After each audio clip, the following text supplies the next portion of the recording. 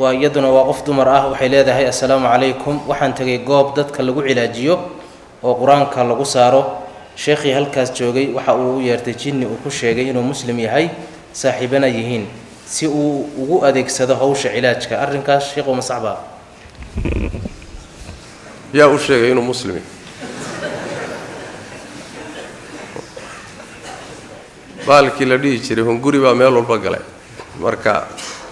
rag baa wuxuu ka galay inay jinka kaalmaystaan oo wax ka raadiyaan arintaasi sida raajixay xoogga badan waa arrin khaldan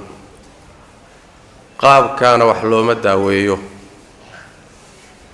inay qaldan tahay waxa ku tusaya daahirka aayaadka quraanka iyo nabi maxamed hadiyigiisa sallallahu alayhi wasallam iyo dhaqankii salafka intuu way ku tusayaan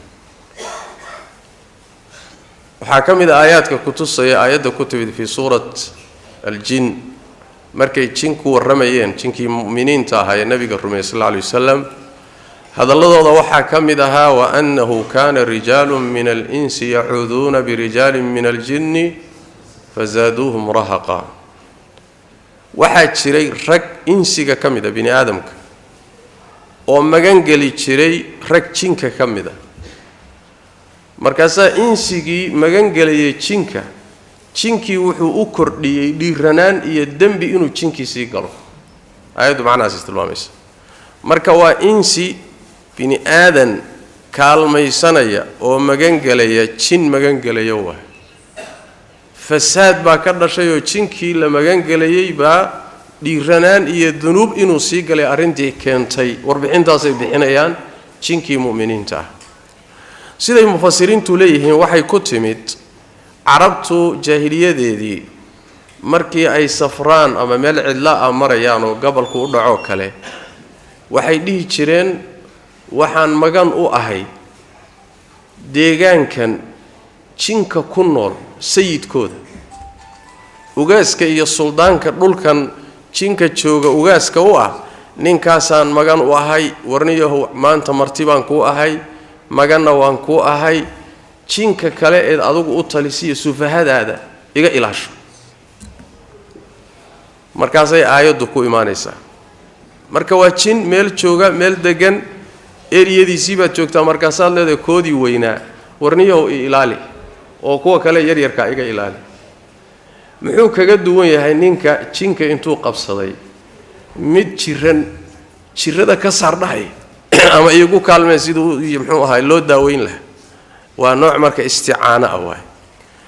waxa aayaadka kamida macnahaasi diidaya qowlullaahi tabaaraka wa tacaala wa yawma yahshuruhum jamii'an ya ma'shara al-jinni wal-insi qad istakthartum min al-ins wa qala awliya'uhum min al-insi rabbana istamta'a ba'duna bi ba'din wa balaghna ajalana alladhi ajjalta lana qala an-naru mathwaakum khalidina fiha illa ma sha'a Allah ila akhir al-ayah ayadu waxay tilmaamaysaa maalinta qiyaamada markuu ilaahay soo kulmiyo insiga iyo jinniga baa jinka la hadlaya insigii baad badsateen baa leeyahay wax badan oo insigii kamida bini aadankii baad duufsateen kuwii insiga ahay isxigeen ee wada shaqaysan jireen baa hadlayo waxay leen rabbiga now adduunka markaan joognay waan is intifaacsanay istamta'a ba'duna bi ba'din qaarka kale ku raaxaystay waan is intifaacsano insigiina wayna intifaacsadeen annagu hadaanu jinkiinahayna waanu intifaacsanay waan isku raaxaysano waa isku dangaano wada shaqaysanay ajashi iyo waqtiga noo qabatayna waa gaadhnay alla wuxuu yiri tabaaraka wa tacaala an-naru mathwaakum khalidina fiha hoygiin iyo meeshaad galeysaan waa naar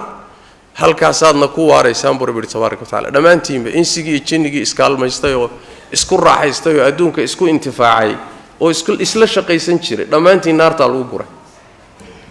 aayada daahirkeedu iyaduna macnahaas uu faa'iideynaya saas daraadeed baa wuxuu yiri Sheekh Islaam Ibn Taymiyyah alayhi rahmatullah wa min istimtaa'i al-insi bil jinni istikhdamuhum fil akhbar bil umur al-ghaiba raaxaysiga jinkiga insiga dhexmaray aayadu ka hadlaysa waxa kamida in jinka loo isticmaalo insigu u isticmaalo waxyaalaha qarsoon inay uga waramaan marka maxaa soo galaya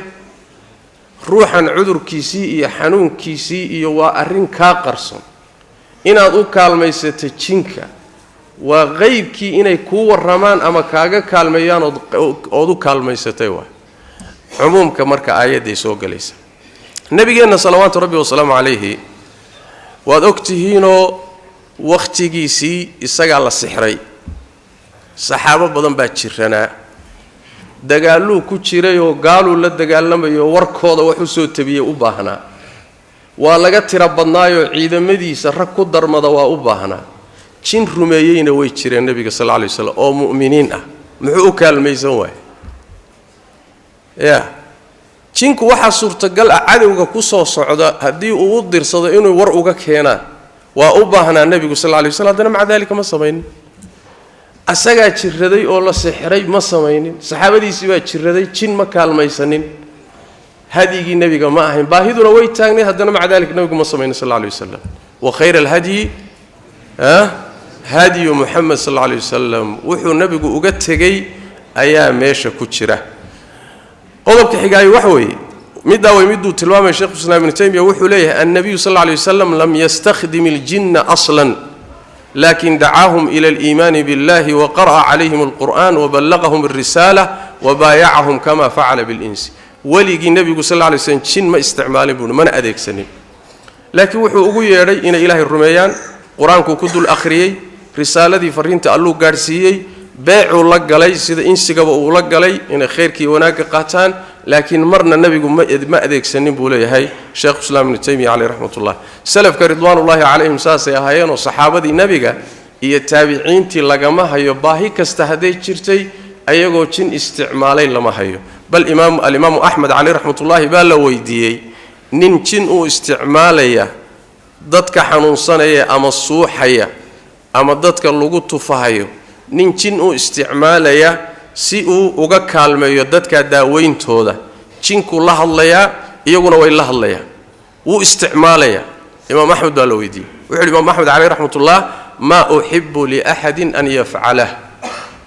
ma jecli buu arinta in cidina samayso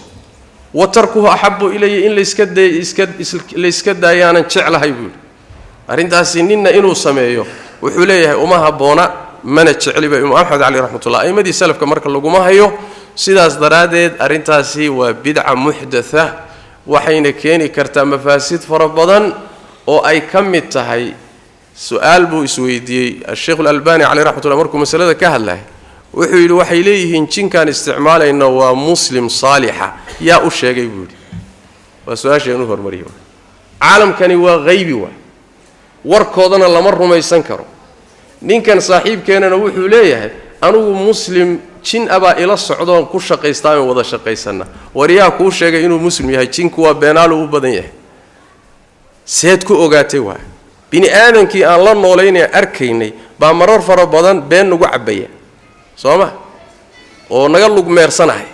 mid qarsoon oodan arkayninba warku ku sheegtay inaad iska qaadato oo inuu gaal yahay oo uu ku sheegto inuu muslim yahay soo suurtagal ma maxaa cadaynay marka inuu muslim saalix yahay وميد اللبادة أديك إيا محل إذن كوكا لقرانيا كاهينك فالفلوغ إيه جيمانك الله شقيستي عابودة إيا أدوك محاد كل دوانتين لبدي إنو بجين بعد استعماشان بل أمضى أوكا لبحا وذات كاقا نوحا لده جين بعد استعمالا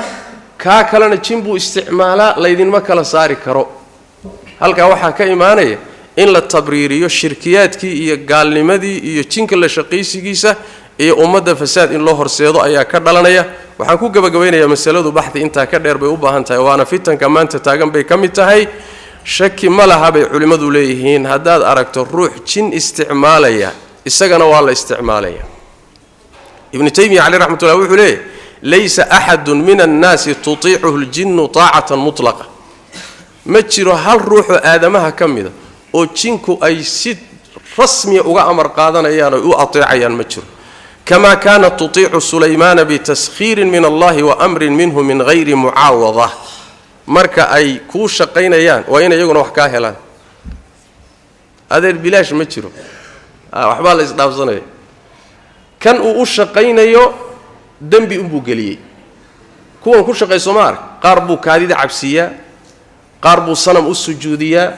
qaar buu salaadaha ka tagsiiyaa markay gaalnimo iyo kufri iyo macaasi uu ku rido oo dantiisa uu ka helo markaas uu adeegaa wadaadkeennan marka meeshu u furantay waxbaan daaweynayaa leh jinku adeer bilaash kuma shaqeeya maxaa idin dhex maray maxaad siisaa su'aal isweydiin lama mas'aladaasi waa fitno